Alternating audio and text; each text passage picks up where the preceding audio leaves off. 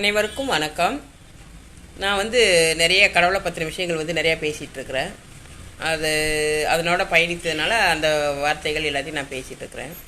அதில் ஒருத்தவங்க கமெண்ட் பண்ணியிருந்தாங்க, என்னென்னா, எப்படி நீங்கள் இந்த மாதிரி விஷயங்கள்லாம் தைரியமாக வெளியில் சொல்கிறீங்க, எப்படிலாம் பேசுகிறீங்க அப்படின்ற மாதிரியான ஒரு பதிவு ஒன்று போட்டிருந்தாங்க.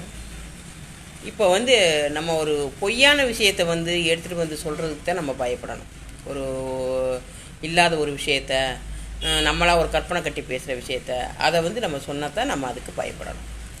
இப்போ நான் எல்லாமே கடவுள் சொல்லப்பட்டு அதனால் பட்ட கஷ்டங்களும் நிறையா இருந்து உண்மையை அறிஞ்சு, இப்போ உலகத்தில் நம்ம எல்லாருமே தேடுற ஒரு விஷயம் கடவுள்ன்ற ஒரு விஷயந்தான். அது இல்லாமல் இல்லை, அது இருக்கிற ஒரு விஷயத்தை நம்மளால் கண்டறிய முடியலை. ஆனால் நான் அதை கண்டறியக்கூடிய சூழ்நிலை எனக்கு கடவுள் உருவாக்கி விட்டுருக்காரு. அதனால் என்னோட பேசுகிறது எல்லாமே கடவுளோட பேச்சு தான், கடவுளோட சொல்லு தான், கடவுள் சொல்லி தான் நான் சொல்லிகிட்ருக்கிறேன். சரிங்களா? இதில் எனக்கு பயப்படுறதுக்கு ஒரு விஷயமும் இல்லை, எந்த ஒரு பயமும் இல்லை, எந்த ஒரு பதட்டமும் எனக்கு கிடையாது. எதுக்கு நம்ம பொய் சொன்னால் தானே பயப்படணும்?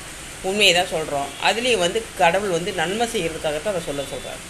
மக்கள் புரிஞ்சுக்கிறட்டும், தனக்குள்ளே இருக்கிற கடவுளை அறிஞ்சிக்கிறட்டும், அவங்களுக்குள்ளே இருக்கிற கடவுளை புரிஞ்சுக்கட்டும்னு தான் கடவுள் சொல்லி எல்லாரையும் பாதுகாக்கணுன்றதுக்காக ஒரு நல்ல ஒரு இதுக்கு தான் அவர் சொல்லிகிட்ருக்கார். அதை தான் நான் கேட்டு நான் சொல்லிகிட்ருப்பேன். இதில் எனக்கு எதுவுமே கிடையாது, இதனால் எந்த ஒரு லாபம் எதுவும் கிடையாது. அதனால் கடவுள் சொல்கிறத நான் உங்களுக்கு சொல்லிகிட்ருக்கிறேன், அவ்வளோதான். இதில் பயப்படுறதுக்கெலாம் ஒன்றும் கிடையாது. சரிங்களா?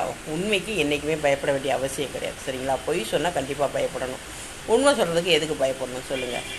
சொல்ல வேண்டியது நம்ம கடமை, அதை கடவுள் பார்த்துப்பார். எதுவாக இருந்தாலும், என்ன ஒரு சங்கடங்கள் வந்தாலும் கடவுள் அதுக்கான ஆலோசனை கொடுப்பார். அந்தந்த நேரத்தில் எப்படி பாதுகாக்கணுமோ, எப்படி காப்பாற்றணுமோ அதை பார்த்து அவர் செஞ்சுக்குவார்.